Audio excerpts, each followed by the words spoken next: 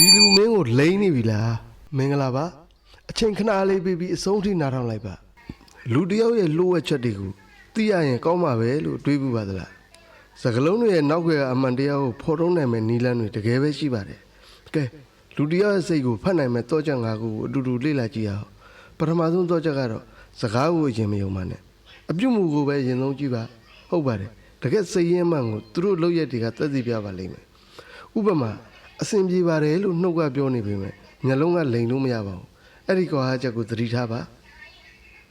ဒုတိယမြောက်တော့ချက်ကတော့လူတယောက်ရဲ့စိတ်ဓာတ်အမှန်ကိုအခက်ခဲတွေကဖော်ပြပေးနေတာပါပဲ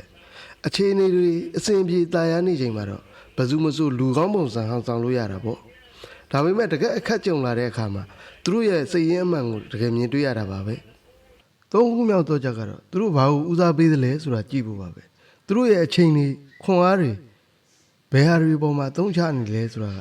အရာအလုံးကိုပြောပြနေပါတယ်သူတို့မှာအချိန်သိမ့်မရှိတော့တဲ့အခါဘာကိုရွေးချယ်တတ်တယ်လဲဒါကသူတို့အတွက်အရေးကြီးဆုံးအရာပါပဲ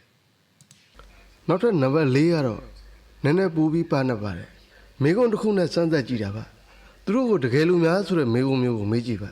သူတို့ရဲ့ဖြေကအတွင်းစိတ်ကိုဖော်ပြပါလိမ့်မယ်ဒါကလှည့်စားတာမဟုတ်ပါဘူးသူတို့ရဲ့တွေးခေါ်ပုံကိုနားလည်ဖို့အကောင်းဆုံးနည်းလမ်းတစ်ခုပါနောက်ဆုံးတစ်ချက်ကတော့စိတ်ဝင်စားစရာကောင်းပါတယ်သူတို့မကြာခဏဝေဖန်တိုက်ခိုက်တဲ့သူတွေကိုကြည့်ပါ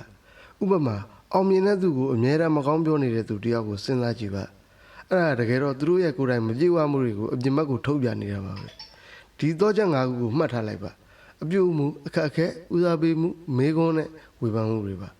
အခုလိုစိတ်ဝင်စားစရာအကြောင်းအရာတွေကိုနေတိုင်းသိချင်ရင် follow လုပ်တာပုံမမင်းနဲ့နော်ဒီအကြောင်းအရာတွေကအသုံးဝင်နေဆိုရင်ကိုမိတ်ဆွေတငယ်ချင်းတွေကိုလည်း share ပေးလိုက်ပါဦးနော်